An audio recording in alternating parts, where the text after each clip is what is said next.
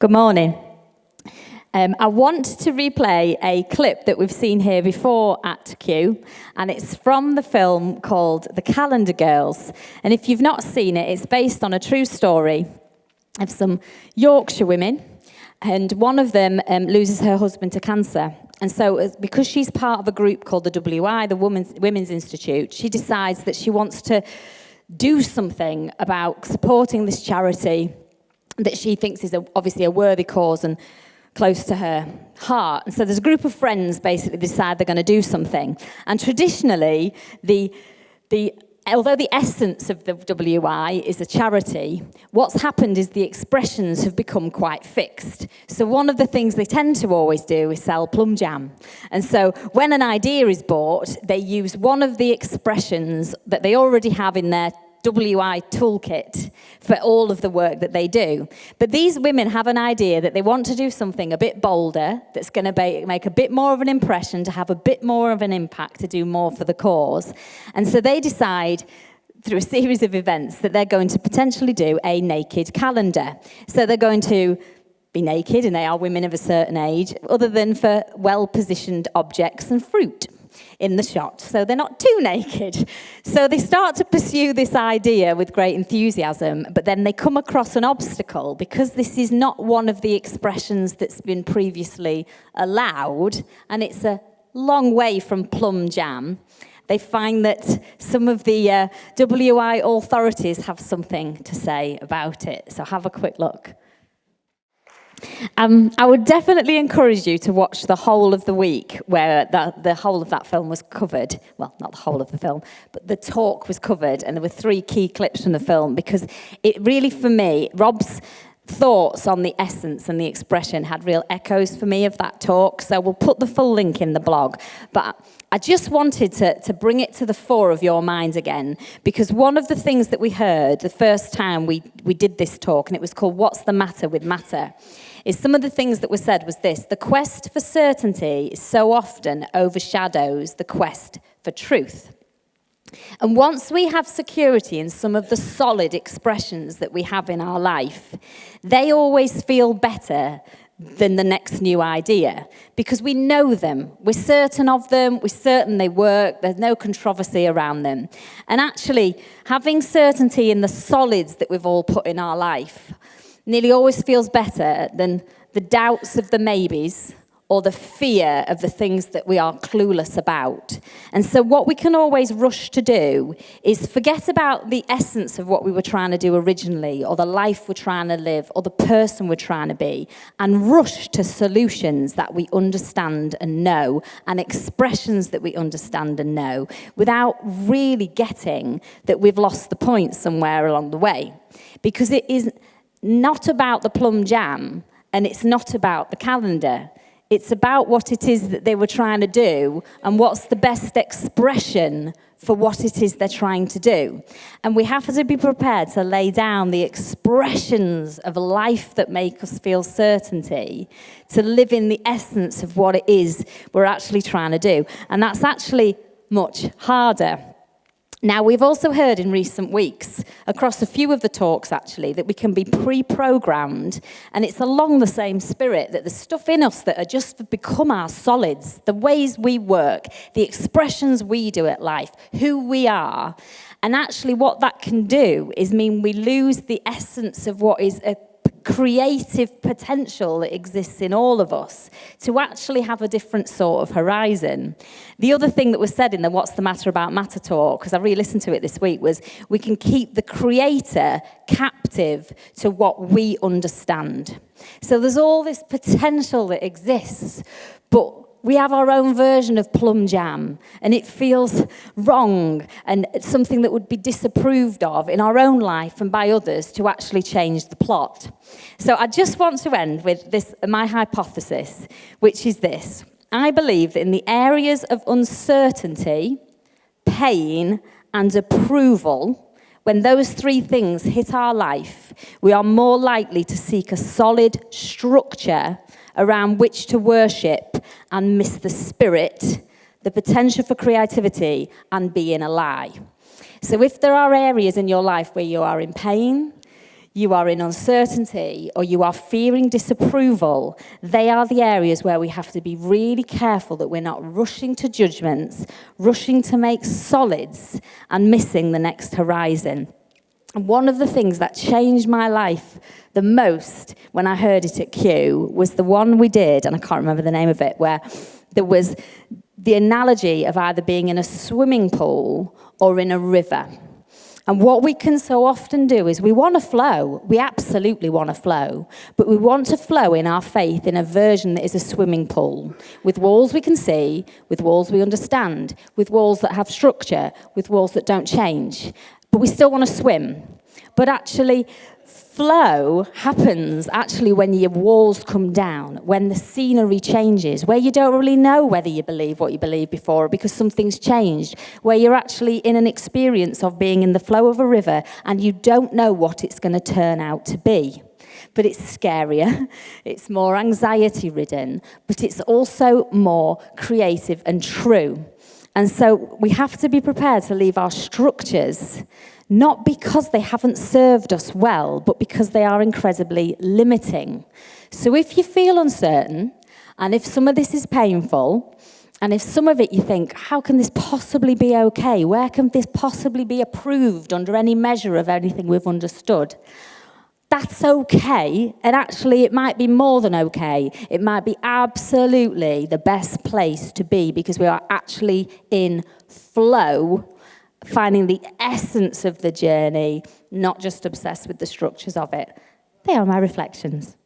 Okay. Thanks to Kelly for sending us that clip. She said it had just kind of been on her mind and on her heart recently, and so it's something that she wanted to share. And so I've just got some thoughts on the back of it.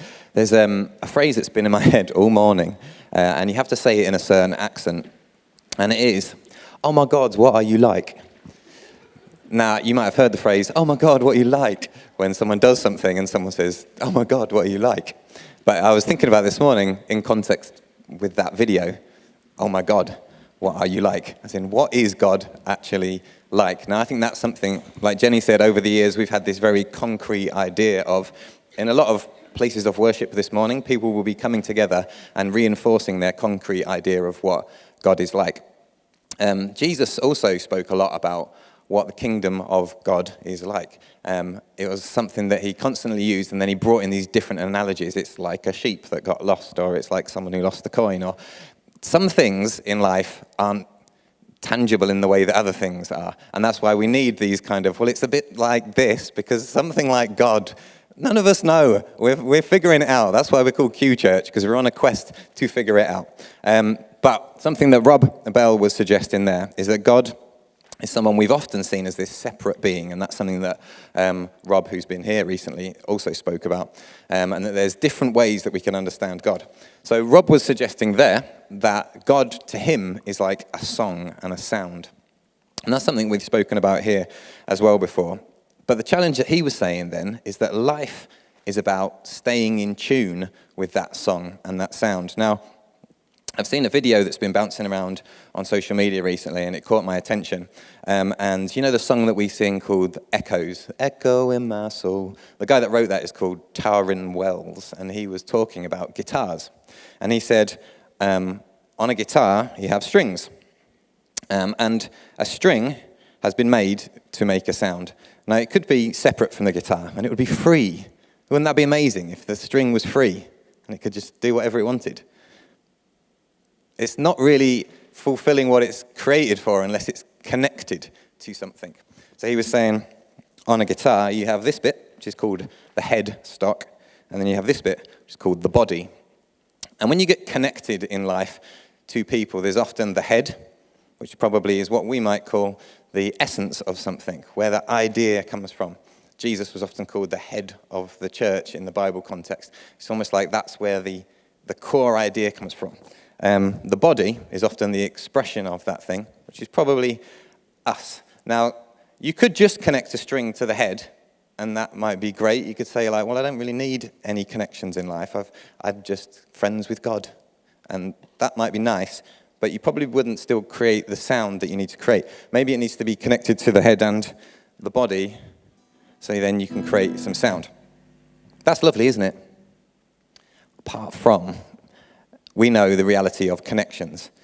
In order for that string to make that sound, it has to be in tension. It has to be in the right kind of tension.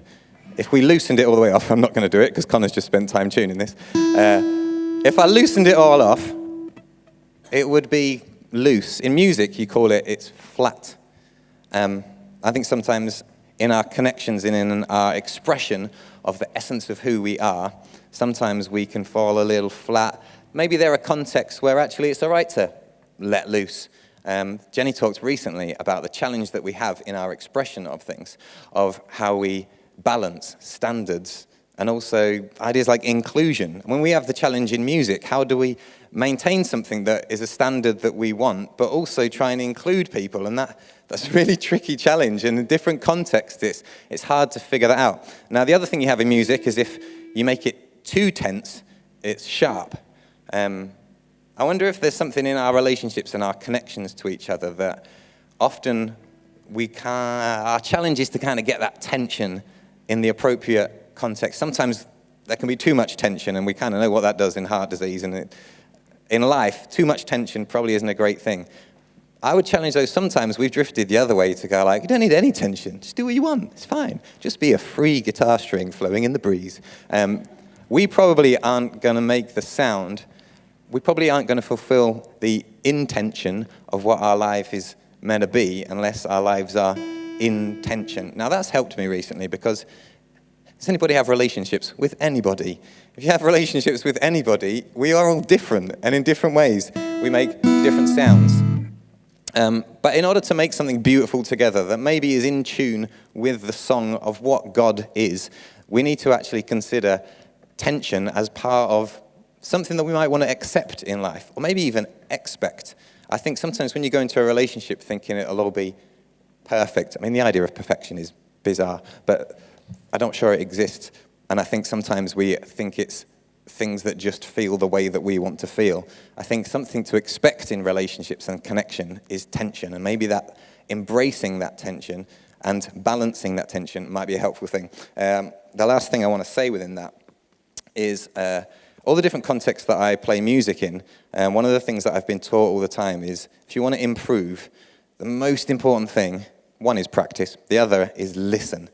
Listen to loads and loads of music. Listen to each other. Like how you listen and engage with sound in the world, with each other.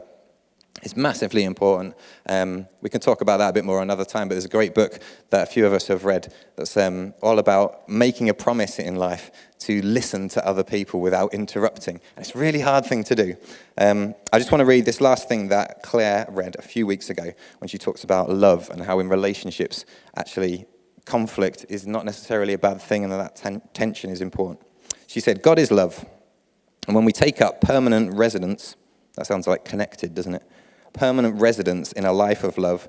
We live in God, and God lives in us. That's a cool phrase, isn't it? That reminds me of what Rob talked about the concepts of God, where we're in God, but God's also in us, and there's this kind of panentheism that we talked about. This way, love has the run of the house, becomes at home, and mature in us. So, in conclusion, maybe God is not some separate being somewhere, but another way of imagining that is that God is like kind of a love song. And we can stay in tune by that by intentionally being in tension. And I think that is the essence of who we are here, not just falling for a dogma of either this is true or this, but finding the balance of what's in tension. Now, this song is called Everywhere, and it's about how we can look out for the divine in everything. We might actually learn a little bit if we do. Okay. I hope you're all enjoying this morning. We've tried to keep it a bit lighter and have some more music, so I really hope you're enjoying that element to it. And actually, what I wanted to do to close was to talk a little bit about some of the talks we've had over the last 7 weeks, because when you actually get down to it, we've had a lot of different voices. We had 6 different people speak. And, you know, if we take the Rob Bell clip as an example, there's so many different instruments and expressions and opinions, and, you know, Q is about diversity, and that's partly why we've been doing it, because we want everyone to hear things from different perspectives. And sometimes that might, to some, feel a bit confusing, a bit intense, a bit like, well, what is the sound? Is there a sound? Because everyone's saying lots and lots of things. So what I'd like to do today is we've put together a slide, and I've managed to get everyone who spoke to give me one sentence that defined what their talk was about. So if we could put the slide up, please. So we're going to send this all out to you so you can have it as something you can just keep on your phone if you want to have a look. It might be little snippets that you think, oh, I'd quite like to hear a bit more of that talk. And you can find all the content of which on the Q York website and on iTunes and places like that on the blog. So I'm just going to very quickly try and go through them. And getting a sentence out of everyone was funny. We've had to edit it a little because even, sentence, Joel. So, okay. So first up, we had Joel who talked about learned helplessness. And he did do me a little quote that I said I'd read. And he said this: learned helplessness stems from learned behavior caused by a persistent and pessimistic focus on certain experiences that we believe we have no control over. We end up in a vicious cycle whereby the thoughts that create the helplessness are the main object of our attention. You only find healing when you begin to practice new thoughts. So that's a really great one I encourage you to listen to. And then next up we had Kev.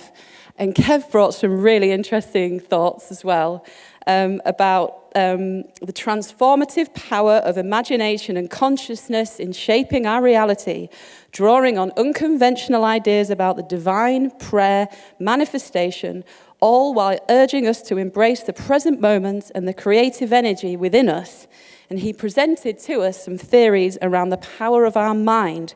Can it influence your well-being, your health, or even the reality around you? It was a really interesting talk. I encourage you to listen online.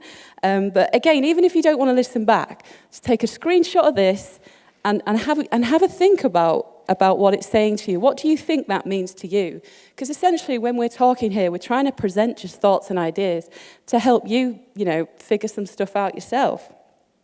Oh, and then there was me. And I talked about love, and I talked about the versions of love that we can create in our lives over experiences and programming and all sorts of things around us. But actually, if we're willing to strip that back, we can actually see what fully formed love can feel like. Because fully formed love is indiscriminate, and it's pure, and God is love, and it's just like God, it's a mystery. But there's something wonderful about stripping back and being vulnerable, because you can start to see love in every single area of your life, even the things that pain you. So if that sounds interesting to you, you might want to take a listen. And then we had Rob in the back, and we've had a bit of talk about that already this morning. And he talked about he created discussions around essence and expression, and he got us to question what we believe the essence of Q is, and the essence being what we are driven by and is at our core, and the expression being how we express that essence, which we've tried to do this morning with song and with talk and with clips. And we've got Wicked Origins coming up. This is all expressions of Q. And he was inviting us to ask us, what do we believe our essence is? So, those of you who are here, what do you believe the essence of Q is? What do you believe your essence is? And how are you expressing that on the stage of life? And then we had Jenny. I listened to Jenny's again yesterday. It's absolutely brilliant. And she was talking about textbook standards and how so often, she mentioned it earlier, we can create concrete walls around us and our understanding. And whilst we think we want to learn, we're actually quite comfortable in the narratives that we've had at play in our life, and how really by taking that textbook away and throwing it out, what is at the essence and core of your beliefs. And one thing she said that I loved, that I've written down, was about Jesus and how he was a great expression of the essence of something, but he was also of his time as well. And she said this: you can't standardize the whole of modern living against words said in a culture so far removed from the one we are in now. And Q cannot be the story that's told because of the narrative that any of us needs to be in existence. It needs to be what the story is in the full light of day, however that looks. And then following on from Jenny, we had Rob again, who we talk a lot at Q about how we believe God is in everything. He's in every moment. He's everywhere. And what Rob did that morning was try and evidence that with science and biblical scriptures and stuff, and try and prove how through science it's even been proven that God is potentially in the whole universe, and he's in every. I don't like saying he, sorry, but it just comes out. But and that energy and that essence is all around us, and we can draw from it anytime, anywhere, in anything. And it was a really interesting talk that I think you might enjoy. And then last week we had Danny, who talked about determinism, is that the right word? And free will. And he challenged that how maybe a lot of us might feel that our life has been determined by, again, our programming and certain things that have happened to us that has put us on a trajectory and a path that was always going to happen. But he challenged the fact that he believes that maybe we do have free will because we were born to be creative and we were born to create. And that in every given moment, again, the power of God is in it all, so we can make different choices. And so, as a bit of a conclusion, it might sound that all sounds quite different, but I actually think when you look at it, there's a lovely little thread that runs through it, that actually we're all essentially saying the same thing, but in a different way. And to me, the sound is the essence that Rob talked about, and Q's essence is the quest. I don't believe the people are the sound. The sound is the essence. And Q's sound is about authenticity, asking questions, and being curious and not having static beliefs. And what the last 7 talks show us is we are all basically saying not to let our historic programming determined by our experiences define what our spirituality is. It's actually about stripping all that back and having new ideas, and through our free will, being creators through a now experience. God lives in now, love flows now, and they are both within every particle of the universe. So there is no textbook standard. It's about embracing the creative energy and transformative power of now. Then even if we face hardship, truth will illuminate the fullness of love and the goodness that we can draw from anything, anytime, anywhere, because Christ is in it all. And that is the sound of Q. Thank you. So we're going to end again with a lovely song from Joel talking about wonderful life, because that's pretty wonderful.